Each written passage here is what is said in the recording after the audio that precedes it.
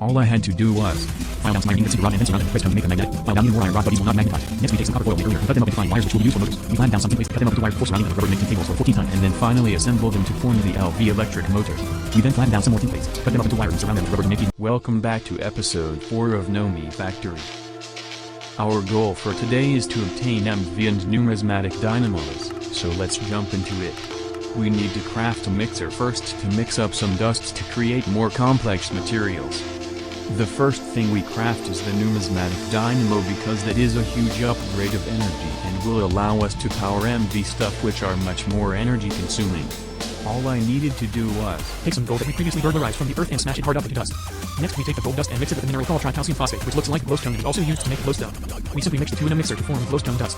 This will be used to make energetic alloy. Next we burglarize ourselves of some redstone and mix it with more gold and glowstone dust to form energetic alloy. Next we must perform the simple process of turning energetic alloy into vibrant alloy, which only needs ender pearls. But there is a problem. We need ender pearls. Thankfully, there are 4 main ways to do that. Firstly, we can go to the end to get ender pearls. But that needs an end cake which we cannot obtain now. We can grind on the overworld, but the difficulty is locked on peaceful for this playing. Secondly, we could get them from deep mob learning.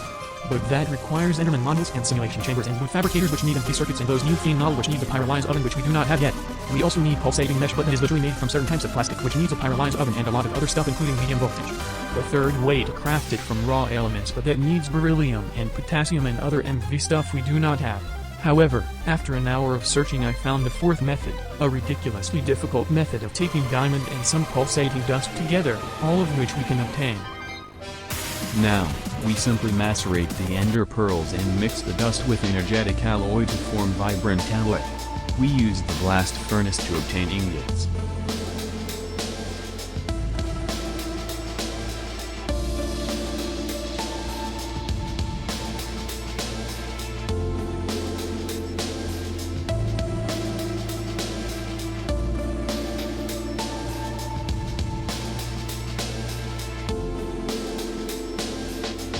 But there is another problem.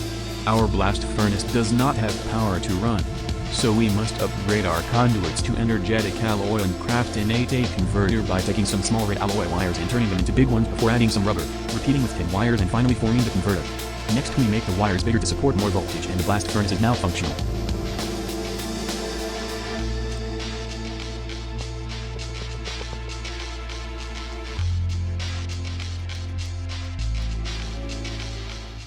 All I needed to do was perform the most satisfying craft of surrounding stuff with a furnace to upgrade it to diamond. Go to the bottom of the world and light fires on bedrock and wait for them to cloud, which has a small chance of giving infinity dust and then resurfacing.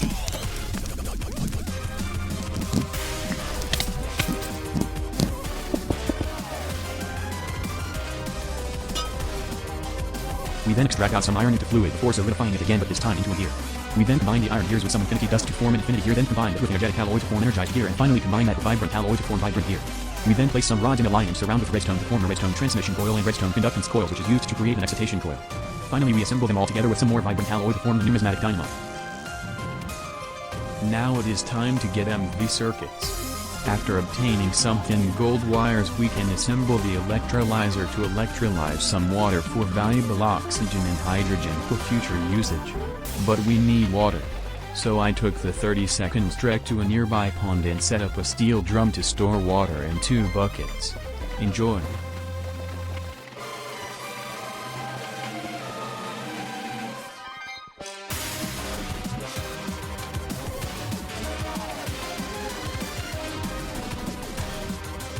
We now need some phenolic substrate for MV circuits.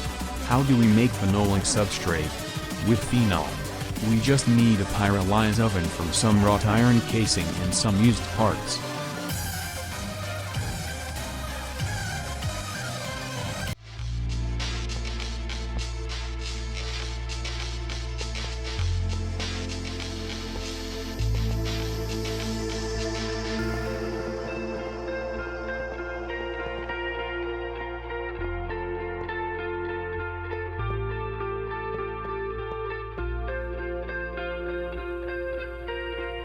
Next up we centrifuge some sphalerite for some scraps of gallium and mix it with the incredibly toxic arsenic to form gallium arsenide, which was obtained with the pyrolyze oven, which will be used in diodes, which will be used in the MV circuits.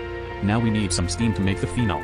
I tried some methods of getting steam such as using the dynamos until I found out that you can literally craft a water heater in Minecraft that generates 160 liters of steam per liter of water. So that's what I did, and also didn't forget the program circuits.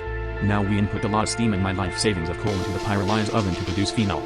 We then make even more coated circuit boards because that is the substrate part of phenolic substrate, and craft an LV chemical reactor out of motors, rotors, LV machine hull and LV circuit, then combine the phenol we make in a chemical reactor to form phenolic substrate. Next we place some wires around phenolic substrate to form good circuit board, which is circuit board with good. We then create some diodes and place some steel plates, some diodes and some wires together with a good circuit board and some LV circuits to form a good electronic circuit, which is the version of the LV circuit that can be used in MV recipes. It seems like Gregorius really likes putting the word good inside of every MV thing. After making a circuit assembler with the MV circuits, we can unlock a more efficient way of obtaining MV circuits that needs 2 LV circuits inside of 3. We place some diodes, LV circuits, copper wire and some good circuit board like before and add some multi-pin. This allows us to make an MV circuit more efficiently. And now we can craft the final thing for today, which is the MV energy converter to power the MV grid.